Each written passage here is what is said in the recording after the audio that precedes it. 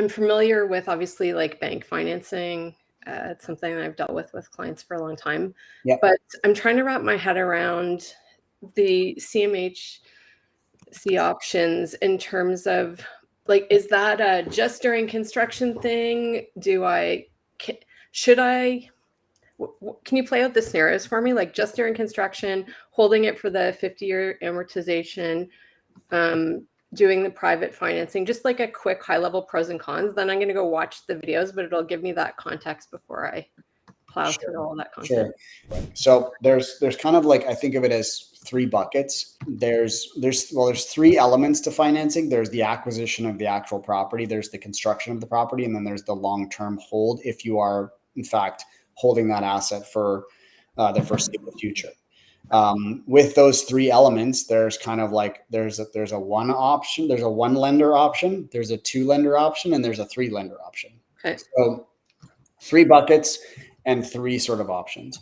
I'll start with the third one. So there is like, you could go and get private financing for the acquisition of the property. You could then have another lender step in and do the construction of the property, or you could keep that, sort of private financing in first position on the acquisition of the land. And you could get a secondary loan or secondary financing for construction.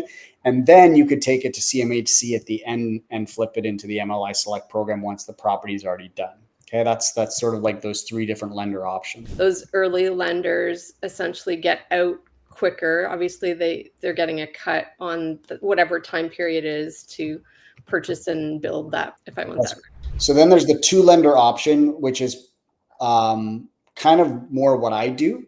So I will very rarely be able to get the 1 lender option, which is what we call Cradle-to-Grave. Yep. But the 2 lender option is you're acquiring the property with some sort of private financing. You already own the land, something like that, right? And then you'll get all of your kind of ducks in a row, and you go to CMHC at that point. You go to your lender, which is insured. Whenever I say CMHC, I'm saying they're the insurer, right? They're not the lender. Yep. But, you go to CMHC at that point. You say, hey, we want to do this construction project. We are then going to, stabilize the asset, and then we're going to hold this for, let's say a 5-year, 10-year term, something like that.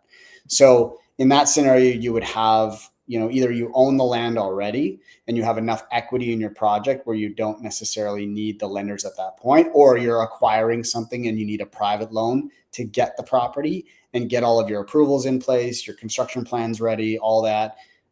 Because when you go to CMHC, they're going to say, well, are you ready to build? And if the answer is no, they're not going to be interested in looking at your application at that point, right? You do need the permits approved and everything? Mm-hmm. So that's why we can't really acquire with CMHC, because it's basically a point where like they want to see that you're ready to hit the ground running. You're ready to, in some cases, they'll actually have a condition that says, well, we actually want to see construction movement already before we'll do your first draw, before we'll get you into a construction loan. So that's why there's that 2 lender option. And then there's the Cradle-to-Grave option, which is, I'll give you a scenario. It's just come up for us recently. We are looking at a project just around the corner from where I live, and it's a previously approved project.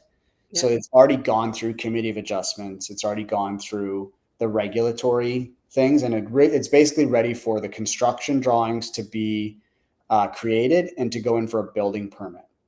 So in this case, if I could negotiate well with the sellers, I could say, give me a 4-month, 6-month closing. Yep. And in that time, I'm also going to get the rights to be able to go and get the construction drawings completed, submit them to the city under their current owners, right? Because I don't own the property yet, but they're going to. Yeah, they'd have to want to play ball and have it on. They're going to give me the rights to go and apply on their behalf, and then assign those approvals to me, right? That's all going to be a part of the real estate agreement. But in that case, then I could actually go to CMHC at that point and say, okay, we're closing on this property 6 months from now. We're going to have permits in hand. We're going to have, the building demolished. We're going to have all these different kinds of things. And in that case, we could potentially get CMHC to acquire the property, do the construction, and do the takeout. So that is the 1 lender option. But it's getting increasingly more difficult, because now CMHC is sometimes saying they won't even look at your application until you've demolished the building. And if I don't own the building yet, the sellers aren't going to let me demolish it. But that's, that is one thing. Like when you have a permit in hand, it's a bit of a different story.